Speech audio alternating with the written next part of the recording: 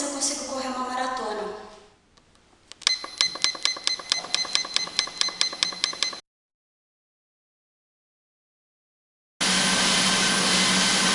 Acho que já deu.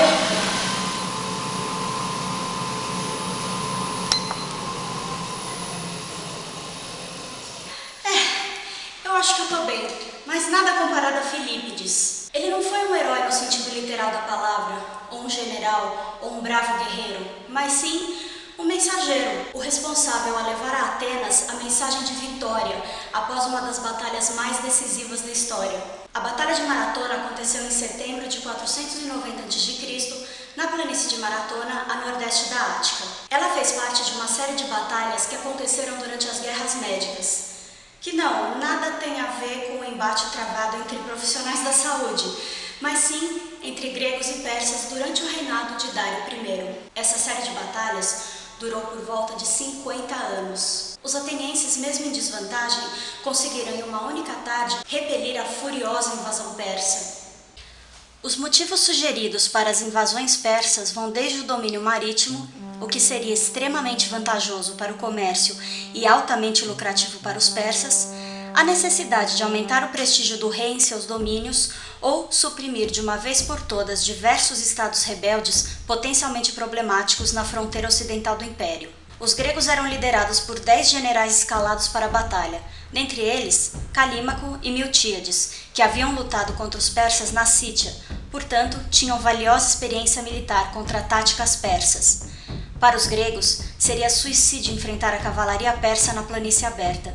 Mas um belo dia, os gregos ficaram sabendo que a cavalaria estava temporariamente ausente do campo, e Miltíades ordenou um ataque geral à infantaria inimiga, levando por volta de 10.000 atenienses e 1.000 plateienses a vitória sobre os 15.000 persas.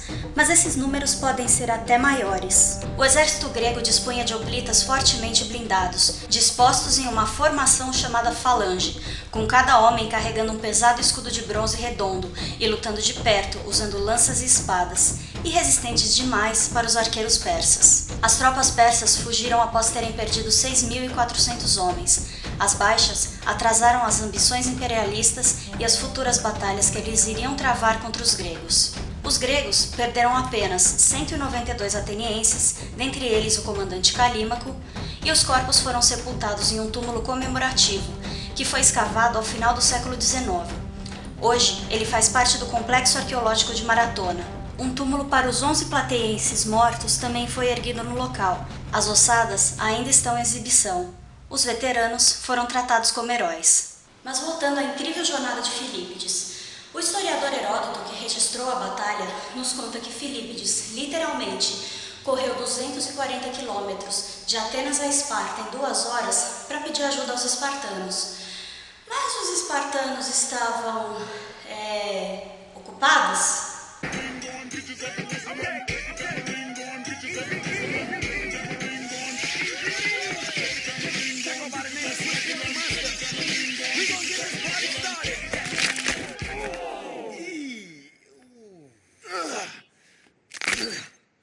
Na verdade, eles comemoravam a Carneia, festival celebrado entre os antigos gregos de língua dórica. O nome está relacionado com Carnos ou Carneios, um favorito do deus do sol e das artes, Apolo. Uma das exigências do festival era que os espartanos não se envolvessem em batalha, o que atrasou as tropas. Mesmo com o atraso, o resultado da batalha foi a surpreendente vitória dos gregos, e mais uma vez Filípides correu 45 quilômetros em mais ou menos 3 horas, de Maratona a Atenas, e ao chegar lá, gritou vitória e morreu de exaustão. Esse relato é a base da Maratona moderna. A primeira competição foi disputada em 1896 durante os Jogos Olímpicos de Atenas. A Batalha de Maratona também iniciou o culto do deus Pan na região. Segundo a tradição, o deus ajudou os atenienses durante a batalha, e os atenienses dedicaram-lhe uma caverna para expressar gratidão.